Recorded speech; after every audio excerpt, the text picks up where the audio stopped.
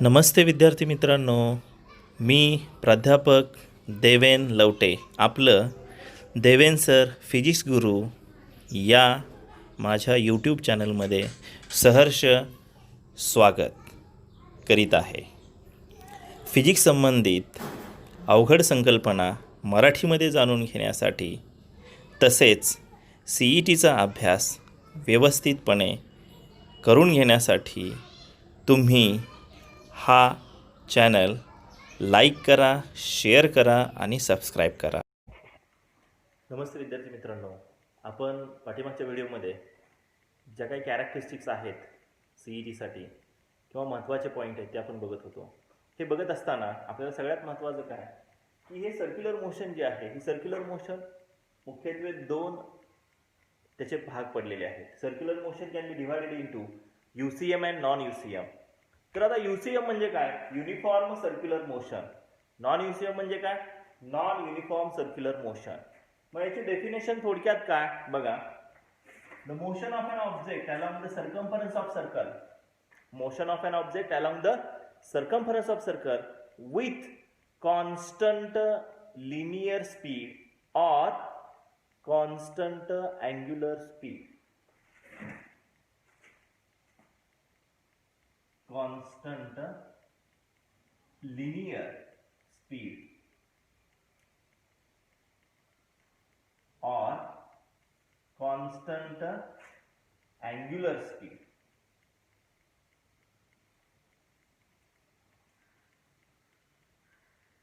Linear speed साठी p मानतोय, angular speed साठी omega. Okay, म्हणजे थोडक्यात काय बघा की युनिफॉर्म सर्क्युलर मोशन म्हणजे काय? Motion of an object along the circumference of circle with constant linear speed or constant angular speed, that is called as uniform circular motion. आणि non UCM त्याची उदाहरणं मग आपल्याला सांगता येतील की एक समान वेगानं एक समान वर्तुळाकार गती जी आहे, पृथ्वी सूर्याभोवती फिरते, हे सर्क्युलर मोशनची उदाहरणं आपल्याला UCM मध्ये घेता येईल. नॉन UCM मध्ये काय होतं? Motion of an object along the circumference of circle. Circle असतंय, वर्तुळाकार गती असते, परंतु त्यामध्ये एक समानता नसते, नॉन युनिफॉर्मिटी नसते, एक समानता नसते. म्हणजे काय? कशात बदल असतो? तर त्या ठिकाणी लिनियर स्पीड जी आहे, हे लिनियर स्पीड कॉन्स्टंट नसतंय. म्हणजेच काय सांगता येईल? In this, in non UCM there is variable in linear speed. आता इथं लिनियर स्पीड कॉन्स्टंट असतं. साधं उदाहरण तुम्हाला मी सांगतो बघा. साधं उदाहरण आपल्याला सांगता येईल. इथं लिनियर स्पीड कॉन्स्टंट असतं. त्याचं घड्याळाचा काटा जो आहे, घड्याळाचा काटा सेकंदासाठी, एका सेकंदासाठी तिथल्या तिथं जातो. दिस इज द लिनियर स्पीड. म्हणजे कसं बघा, हा समजा हे घड्याळ आहे, ओके, ह्या घड्याळामध्ये हा काटा आहे. तर हा काटा इथून समजा आपण कन्सिडर करूया की इथून या इथपर्यंत आलेला आहे. So this distance is linear speed, रेषीय लिनियर स्पीड आहे. ओके, हे लिनियर स्पीड जे आहे, हे linear speed uniform circular motion मध्ये कॉन्स्टंट असते. तर नॉन UCM मध्ये हे स्पीड कॉन्स्टंट नसते. ते इन डिटेल आपण बघणार आहे. पण आपल्याला साधारणतः सर्क्युलर मोशनची हे एक महत्त्वाचं दोन प्रकार आहेत, ते आपल्याला माहित पाहिजेत. ओके, तर आता बघूया पुढची नेक्स्ट आपल्याला कॅरेक्टरिस्टिक्स काय आहे. बघा इथं सांगता येईल युनिफॉर्म सर्क्युलर मोशन मध्ये UCM मध्ये बघा आपल्याला सगळ्यात महत्त्वाचं काय की युनिफॉर्म सर्क्युलर मोशन मध्ये कोणकोणत्या क्वांटिटी कॉन्स्टंट असतात आणि कुठल्या क्वांटिटी व्हेरिएबल असतात. बघा आपल्याला सांगता येईल. पहिले आत्ताच बघितलं आपण UCM ची definition. In UCM, okay, in UCM uniform circular motion मध्ये कॉन्स्टंट स्पीड कॉन्स्टंट असतं. याला आपण काय म्हणतोय? V नोटेशन देतो. Magnitude of velocity is called. Angular velocity आत्ताच सांगितलं ओमेगा. पिरियड ऑफ रोटेशन म्हणजे T जो आहे तो समान असतो. पृथ्वीला एक फेरी पूर्ण करण्यासाठी 365 दिवसच लागतात. T कॉन्स्टंट आहे. पिरियड ऑफ रोटेशन कॉन्स्टंट आहे. त्यावेळेस ती आपण म्हणूया पृथ्वीची गती ही एक समान वर्तुळाकार गती आहे.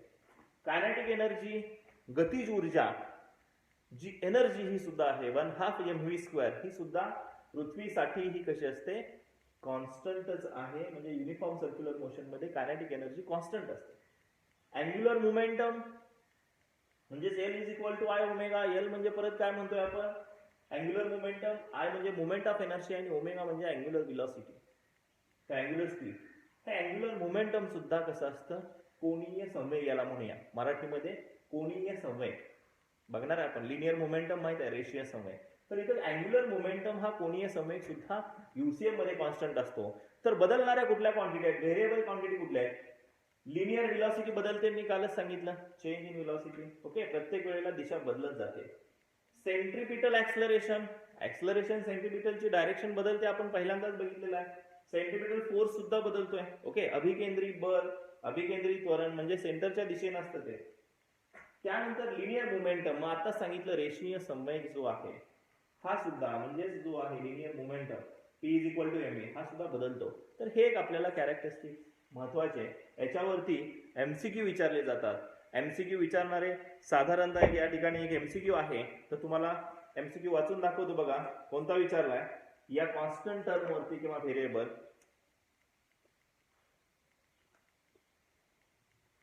when a particle is moving along the circular path with uniform speed, the physical quantity which remains constant both in magnitude and direction, magnitude and direction, पहिला ऑप्शन आहे व्हेलॉसिटी, दुसरा सेंट्रिपिटल फोर्स, तिसरा आहे सेंट्रिपिटल ऍक्सलरेशन आणि चौथा आहे angular velocity. तर आपल्याला या ठिकाणी सांगता येईल अँग्युलर व्हेलॉसिटी जी आहे हे अँग्युलर व्हेलॉसिटी मॅग्निट्यूड आणि डायरेक्शन मध्ये सारखी राहते. असा एमसीक्यू याच्यावरती विचार. अजून एमसीक्यू बघा कसे विचारले, for uniform circular motion the quantity that does not remains constant, म्हणजे कॉन्स्टंट राहत नाही, म्हणजे तिकडं बघायला पाहिजे व्हेरिएबल. पहिला ऑप्शन आहे सेंट्रिपिटल ऍक्सलरेशन, दुसरा आहे एनर्जी, तिसरा आहे अँग्युलर मोमेंटम, चौथा आहे अँग्युलर व्हेलॉसिटी.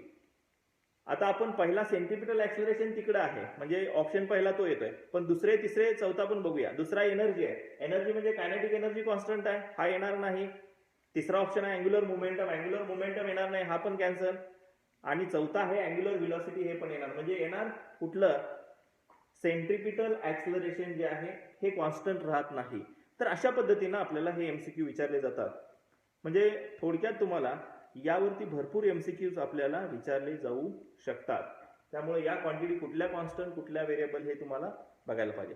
त्यानंतर नेक्स्ट पुढचा पॉईंट बघूया आपण, पुढची कॅरेक्टरिस्टिक महत्वाची बघूया.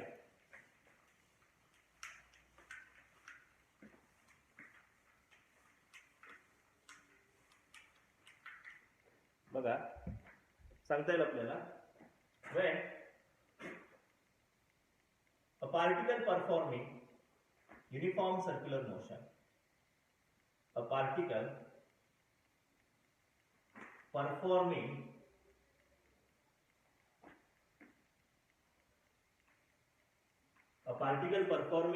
UCM, then it's a work done by that particle. The work done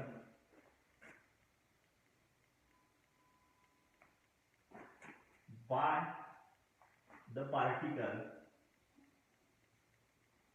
is 0. आता वर्क डन 0 कसे येते हे आपल्याला बघायचं आहे.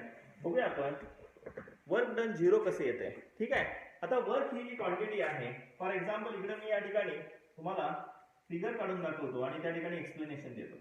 तर बघा हे आपल्याला माहित आहे की ही circular motion, uniform circular motion आहे इन युसीएम. बघा इन युसीएम हे आपल्याला सांगते.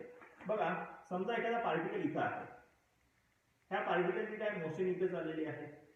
So this is the linear velocity, रेषीय वेग. लिनियर व्हेलॉसिटीला नाव आपण टँजेन्शियल व्हेलॉसिटी म्हणतो, स्पर्शिका. ओके, लिनियर व्हेलॉसिटी आहे, हेच इथून इथपर्यंत झालेलं त्याचं सेंटर पासूनचं डिस्प्लेसमेंट म्हणूया, डिस्प्लेसमेंट. आणि आतल्या दिशेने जो असणार आहे तो सेंट्रिपिटल फोर्स आहे, FCP आपण म्हणूया. The force acting on the particle performing uniform circular motion which is along the radiation towards the centre of circle, that is called as centripetal force, आतल्या दिशेने. आणि डिस्प्लेसमेंट S जे आहे ते वरच्या दिशेने सरळ जाईल. त्या दोन्ही मधला अँगल किती आला हो? Theta is equal to 90 degree आला.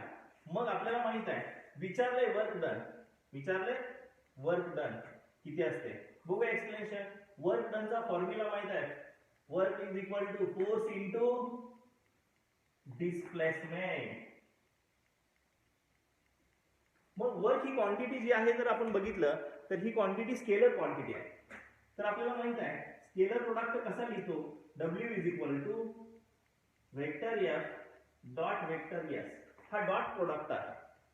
स्केलर प्रोडक्ट किंवा त्याला दुसरं नाव डॉट प्रोडक्ट. म्हणजे काय डेफिनेशन काय स्केलर प्रोडक्टची?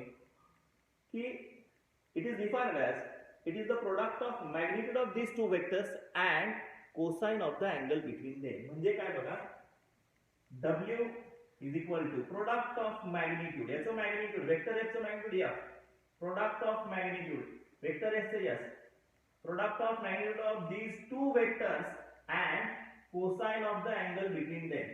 तर थीटा किती आहे या ठिकाणी? थीटा 90 आहे. थीटा 90 घेऊया. म्हणजे आपल्याला W इज इक्वल टू काय सांगता येईल बघा, F S cos 90 degree. cos 90 ची व्हॅल्यू आपल्याला माहित आहे. cos 0 1 आहे, बरोबर. cos 90 0 आणि cos 180 -1 हे आपल्याला व्हॅल्यू माहित आहे. cos 0 1 व्हॅल्यू आहे. ओके. त्यानंतर cos 90 डिग्री ही व्हॅल्यू आपल्याला सांगता येईल किती आहे? 90 डिग्रीची व्हॅल्यू आहे 0 आणि cos 180 ची व्हॅल्यू आहे -1. तर इथं cos 90 आहे. cos 90 ची व्हॅल्यू 0 होईल आणि म्हणून टोटल टर्म हे into W is equal to FS into 0. म्हणजे टोटल टर्म काय झाली? W is equal to 0. म्हणजे work done by the particle performing uniform circular motion, then that work done is equal to 0. म्हणजे थोडक्यात सांगता येईल particle performing uniform circular motion, the work done by that particle is equal to 0. तर हे explanation आपल्याला या ठिकाणी सांगता येईल. तर अशा पद्धतीने तुम्हाला ह्याच्यावरती पण MCQ असा विचारला जातो. ओके. तर तो MCQ काय आहे तो लगेच मी तुम्हाला सांगतो या ठिकाणी. Work done by the particle performing UCM in uniform circular motion. काय MCQ आहे बघा. इन युनिफॉर्म सर्क्युलर मोशन आणि खाली ऑप्शन ए आहे work done is 0, torque is 0, angular speed is constant and D is all of the above. तर काय विचारले आपल्याला माहित आहे वर्क डन 0 आहे. ओके. म्हणजे थोडक्यात बघा की वर्क डन 0 आहे. आता टॉर्क 0 आहे का नाही हे आपल्याला बघायला पाहिजे. मग टॉर्क म्हणजे काय बघा थोडक्यात MCQ. दुसरा टॉर्क म्हणजे मोमेंट ऑफ फोर्स. म्हणजे काय बघा, जर एखादा खडूला मी फोर्स लावला तर खडू पुढे जातो, पण तेच बल जर मी दरवाजाच्या कडेला लावलं तर दरवाजाची कडा गोल फिरणार आहे. म्हणजेच काय, the ability of a force to produce rotational motion that is called as torque. मग तो टॉर्क जो आहे तो सुद्धा कसा असणार आहे? टॉर्कची व्हॅल्यू साहजिकच युनिफॉर्म सर्क्युलर मोशन मध्ये तो सुद्धा कसा असेल? 0 असेल.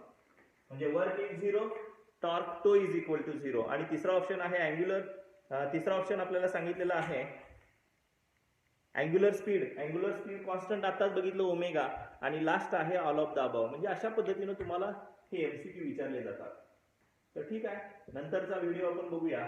त्या व्हिडिओमध्ये आपण नंतरच्या व्हिडिओमध्ये आपण अँग्युलर स्पीड म्हणजेच आपल्याला angular speed, angular displacement, angular velocity step by step आपल्याला बघता येईल. अँग्युलर डिस्प्लेसमेंट, अँग्युलर व्हेलॉसिटी आणि अँग्युलर ॲक्सलरेशन इन डिटेल आपण बघूया विथ CETच्या पॉईंट्स. त्यामुळं तुम्ही व्हिडिओ बघायला विसरू नका. आणि जर काय तुम्हाला यामध्ये शंका असेल तर मला तुम्ही कमेंटच्या माध्यमातून सांगू शकता. तुम्हाला अजूनही CETचे पॉईंट्स किंवा MCQ पाहिजे असेल तर हे आपण या ठिकाणी व्हिडिओच्या माध्यमातून तुमच्यापर्यंत पोहोचवण्याचा प्रयत्न करतो. जर हा व्हिडिओ तुम्हाला आवडला तर लाईक, शेअर करा. आणि जर अजूनही सबस्क्राईब केला नसेल तर तुम्ही हा देवेन सर फिजिक्स गुरु हा चॅनल सबस्क्राईब करा. धन्यवाद.